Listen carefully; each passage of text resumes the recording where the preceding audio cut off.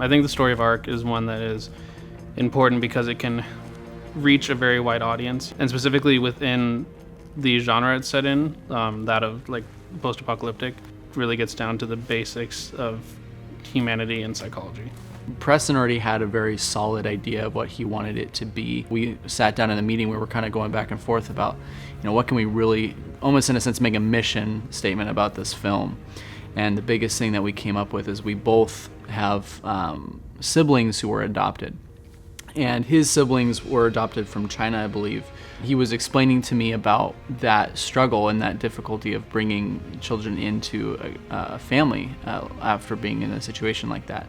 And I could relate a lot to that. All three of my sisters we adopted from China. And that is a fundamental part of my childhood that will never leave me, was going over to China and seeing the things there and where these girls come from and the conditions they grew up in. Part of me wanted to tell a story about that. So the character of Lily is a character that embodied aspects of my three different sisters. The problem with the character of Lily at the beginning of the story is that she is completely alone, and she's lost her family, she's lost her friends.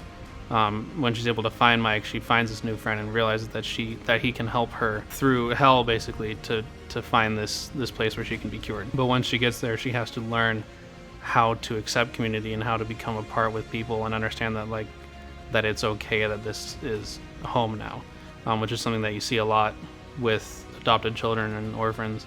Is they'll ask well, when am I moving on to my next family? So that really rang true for both me and Preston, as the center of ARC is about this little girl, Lily, who we don't know what happened to her parents. We don't even know if she knows what happened to her parents, but she is alone in this desert world and is trying to make it on her own. Symbolic with these kids in these situations, that they're alone in this desert world that they don't quite understand and have nobody to really teach them that grounded family atmosphere that teaches them those life skills. So that's really what ARC is about, and is the driving force behind it. ARC had a few different locations, which meant that we had to be traveling a lot. We had to be ready to go after shooting heavy long scenes. It also meant that we had to bond as a team. We really had to power through nights and power through days in the heat and sometimes in the cold. I got to experience a lot of climates that I've never experienced before, being an Irishman, and it was really, really interesting. Prep was really talking with Preston and trying to get in his head and figuring out what he wanted, because there's a certain element that's me designing it, but also what does he see? Dealing in a post-apocalyptic world, you're dealing with things you have to create. It's not something you can just pull from. He had such a solid idea of what he wanted, and if we couldn't do it, my job was to say no, but then it was to come up with the solution of how we can deal with that. Preston is one of the most strong visual directors that I've worked with, so it was really interesting to collaborate with him. The general day on set would consist of arriving to location, and we'd spend a couple hours in prep. And then once we start shooting, I am standing behind the camera, communicating with my actors, communicating with my camera department. We'll do a take, I'll give notes if I have any, and then we'll do it again, and it'll be even better. It was a long grind. I mean, we had a full week of shooting. Before our first day of shooting, we were at an exterior location, getting everyone ready, getting all of our costumes and makeup together, working through choreography with actors and stuff. And as you may know, originally the character of Mike was supposed to be a giant, almost like mech suity robot, which was going to be a completely practical effect with an actor inside of it puppeteering the machine. The hours leading up to the first day of shooting, we were trying to get in contact with the prop master who was supposed to have constructed the robot, which was originally Mike. And at that point, we were just trying to figure out, okay, he brings an incomplete robot. How can we make it look complete? Is there any way we can cheat this? When it happened, there was no time to stop anything because we had already gathered these 30-odd, 50 people, I think, at that point. What can you do? It's this huge shoot, and your lead character is gone. And then Preston just jumped into action to solve the problem. Preston grabbed me and Natasha and said, so we don't have a robot, we need to make a new character. And basically we started pulling pieces from background characters we had already made. Actually, I don't think even half the crew was aware that there was a change happening right then and there. And so when it did happen, and they just realized Preston was going with it and it was fine, I think everyone followed suit, like, okay, yeah, this is gonna work. I had the Mike's helmet at home in my garage. Joseph Fafelsky, our concept artist and character designer, he took the mask and these gloves and he like totally took it into his own hands, made it awesome. Looking back at it, I thought that it would be super stressful. It should have been super stressful of a situation. I remember me and Preston we kind of heard the news that we weren't going to be able to have the robot, and we kind of just looked at each other, and nobody was angry, nobody was mad or freaked out. It was just like, okay, what's next? Let's figure out a solution. I commend Preston and the creative team for keeping their cool and just making decisions, making calls, and just doing the best that they could with what we had. The essence of the character never really changed too drastically for the most part. So we were able to continue with the same story that we knew so well. And so it was really a combined effort between me and a few other people that kind of made this character come to life at the last minute. And it works because the story of ARC is not centered around whether or not Mike is a robot, but about his relationship with Lily and about their journey. I cannot thank Anton enough for everything he did with this film. He was a complete godsend. He was actually supposed to be an assistant camera. When we lost the robot a couple hours before shooting, I had a couple options, and I was thinking about it and I realized Anton is free for the whole shoot and he has the perfect physicality and everything that I want this character to have. So I give him a call and I'm like, hey man, I know you're supposed to be coming to set in 2 hours, but do you want to be the lead for this whole film? 2 hours before the actual shoot started, I got asked to play Mike because the robot fell through. And I was completely flipping out because Mike is a character that resonates with me. To be the protector, to be the defender, to be the friend. That's the type of emotion, that's the type of character that I'm passionate about. Using Anton as Mike, I think, was way more effective than the original idea. Anton is so, his chemistry with Lainey was just so beautiful, like, beforehand, and like having them bring it to film, I think was way more effective. Anton brings something to the character that like I didn't see in pre-production. Seeing him put on this character, like the work he put into it was just like really admirable. Lainey was the perfect embodiment for the character of Lily. When she walked in the room, I recognized her energy immediately and I was like, this is the character. Lily is a character that is very near and dear to me because of what it is drawn from. Working with Preston was really good. He also gave Lainey and I a lot of freedom. Me and Lainey were testing the waters as well, trying to figure out, all right, what are we supposed to do? What does he want? How does he want us to act? We started improvising more and adding more ourselves into the characters and letting how we saw the characters bleed into how we were acting. And it actually brought the characters more to life, and Preston really loved it. Instead of being able to prep as much as I was with Preston, he was rewriting the script. I was kind of, trying to go off of what I already knew and just kind of be prepared for whatever he was going to throw at us because it was always different than what we had planned. We chose a studio in San Diego that I have a relationship with from prior films that I've worked on, and we got there at I think 5 p.m. and started unloading. We were shooting until the next morning, until like 5. I think we left there at 6 a.m. after we packed everything up. We're just prepping right now. Lighting's getting ready. They're starting to block out the scenes. Makeup's just about done. Catering should be getting here soon, so we're a little bit behind schedule, but that's typical. So we'll just hopefully get started soon, and then we'll just crank through for the rest of the night and see how everything goes. It felt the most like an actual movie set, and being able to be there with all of these facades everywhere and having all this special effects and props and everything at our disposal, and that was awesome. While it looks really chaotic, it was all very controlled, and it's really interesting being able to be in that environment and kind of like see these things you wrote on paper 2 years ago come to life.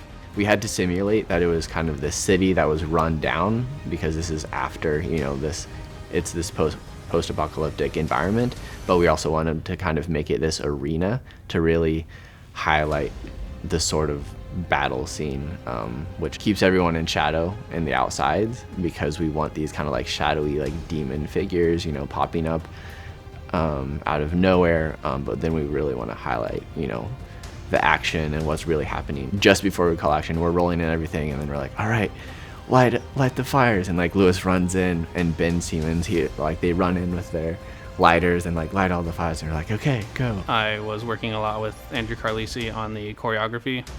So him and I were figuring out how all the characters are going to fight, how it's all going to flow. And when you think about that, not only do you have to think about how their actions work, you have to think about where the camera is in sync with that, and then how that's going to affect it in post. At the very end of the film, there's this giant battle involving like 20 extras and like the main hero, and there's a lot of fighting and gun stuff and whatnot. So on set, I was basically, I coordinated the fight, so I got the extras in the right positions, and also taught them how to do the falls the correct way, and just have the general choreographing of the fight. So Preston could focus on, actually directing his actors and everything else that goes into making a movie. So I was working very closely with Nikolao. We both powered through it, and we found a way around every single issue, every single problem. The 8 camera team are going to be operating this camera here. It's the Red Weapon Helium. It's an 8K red camera. We've set it up with a rel system and a follow focus for now for all our static shots, all of our stuff on sticks and dolly. It's going to be super awesome. So I'm going to be swapping with Nikolao as first AC and camera operator, just so we both get our hands on this beauty. Andrew, ASCOUGH, and Lewis literally ran in a circle around me, scuffing their feet to bring the dust up so that all the dust would be in the air. They literally ran in a circle like... Get up, get up, get up! Fuck it, fuck it! All right, action, Anton, go, go, go! Ah!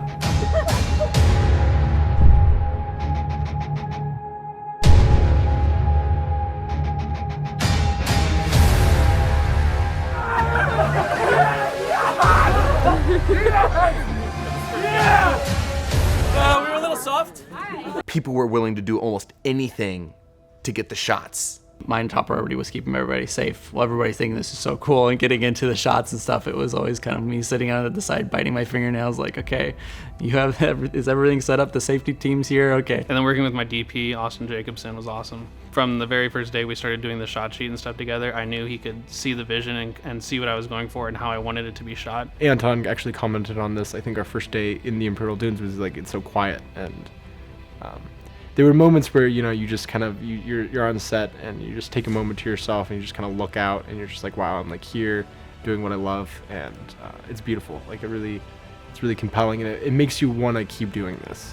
To see the landscape and just kind of take in this nature, I guess. I mean, it was just kind of just like, I don't know. I had a moment on top of one of the dunes where I was just like, this is like, I'm being overpowered by wind and by just forces of nature, and I kind of just enjoyed it for a second. It was serene and painful, and it was a very cool experience. Climbing the dunes, looking at them, they're beautiful, but climbing them is terrible.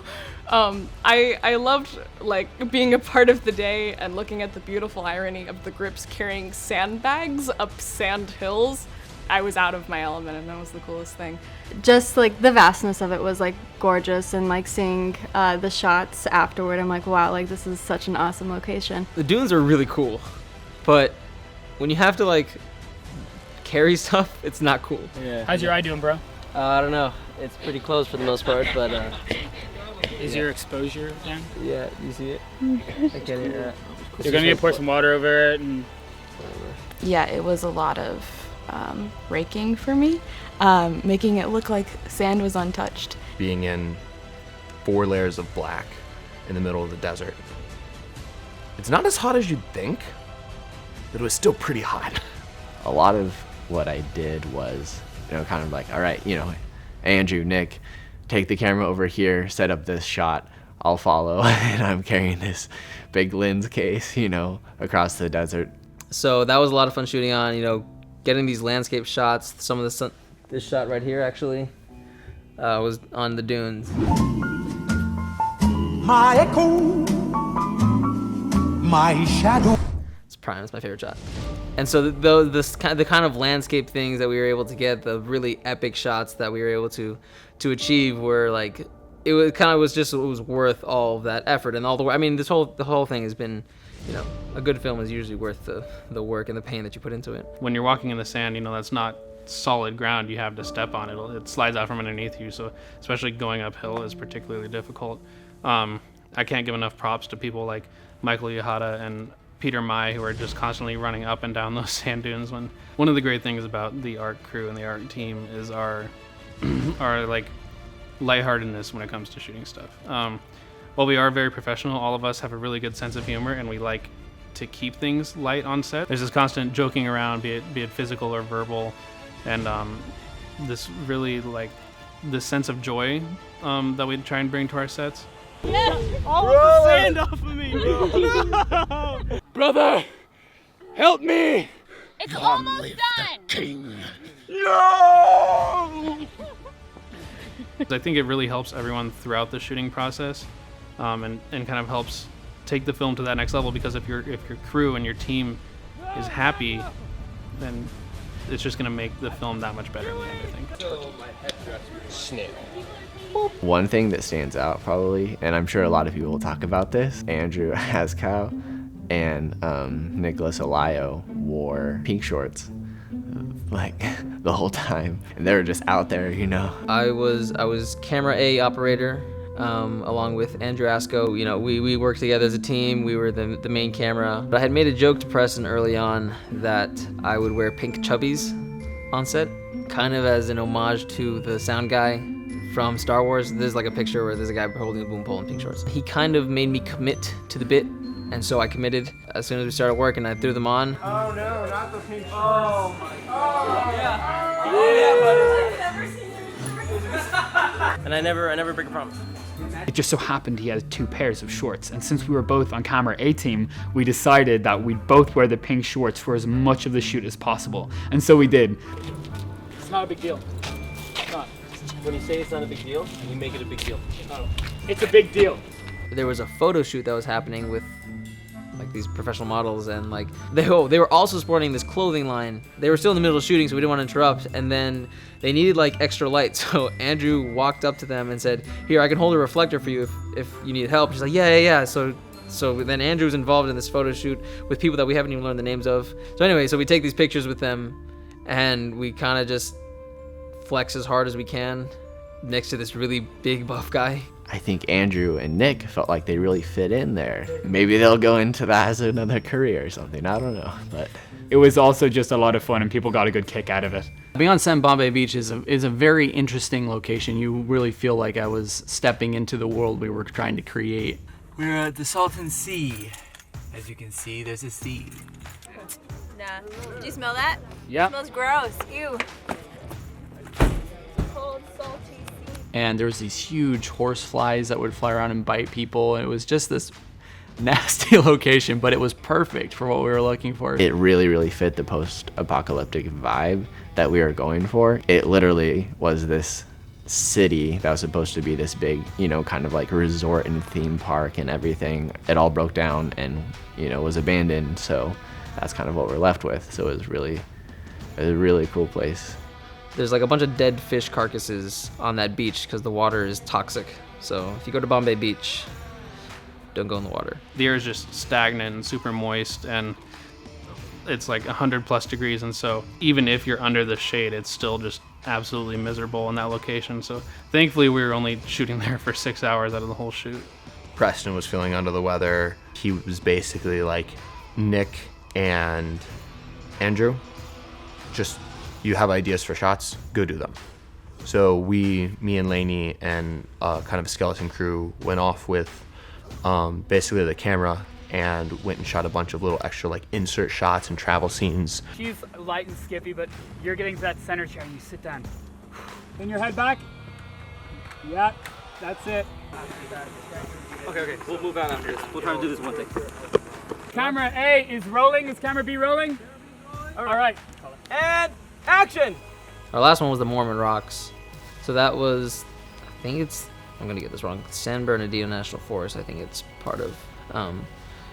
And there's these huge rock formations that are a really nice backdrop, and that you can also hike up, which we had our characters do in the film, which, lent itself to some really nice shots. I learned a lot. Working with Preston was incredible. He's been building the story for over 2 years now, from what I understand, and it was great to know, like, like what kind of person he is through this story. He was professional, he was determined, and he just didn't dwell on problems and just said we have to move on, you know, like we have to keep going. And I think that really drove the rest of the team. I'm learning about creativity, and I'm learning about drive and professionalism.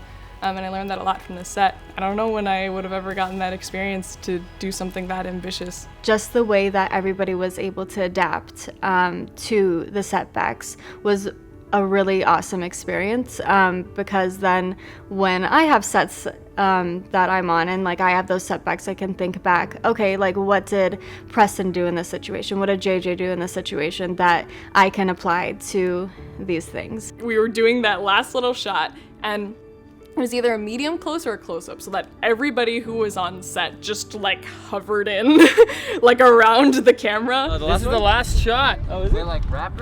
Yeah. And then we shot it and said cut, and then we were done, and just the excitement, the satisfaction, like that was just so strong.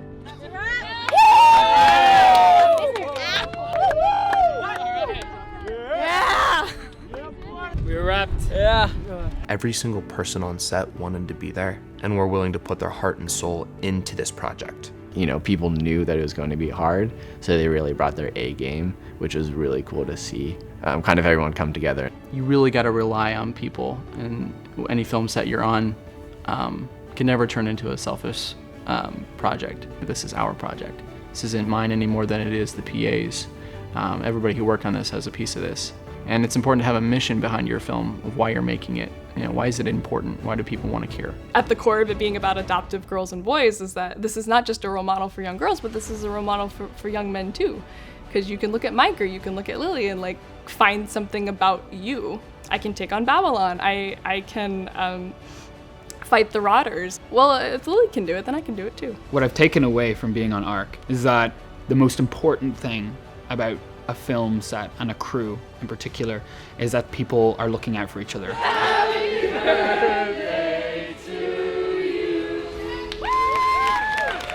It made me a much better filmmaker in the sense that I got the experience with the gear and the people, as well as the experience with the difficult conditions. It was really cool though because of the energy was so high, the emotions were always up. Everyone was putting everything they had into it. Everyone who has helped with this project has been an incredibly valuable asset, and it's definitely something that I could not have done alone, and I cannot thank everyone who was a part of it enough for the incredible hard work they put into it. I will always remember how much I relied on people and how much people helped me on this set, and I hope that in some way I was able to help people and bring them an atmosphere, a culture, and a film that they'll remember and grow from. And don't be afraid to think outside the box and think bigger. And that was one thing with ARC that I'm very proud of, is we made a very large film on a very low budget at a professional scale. And that's possible, so don't think that you can't do it.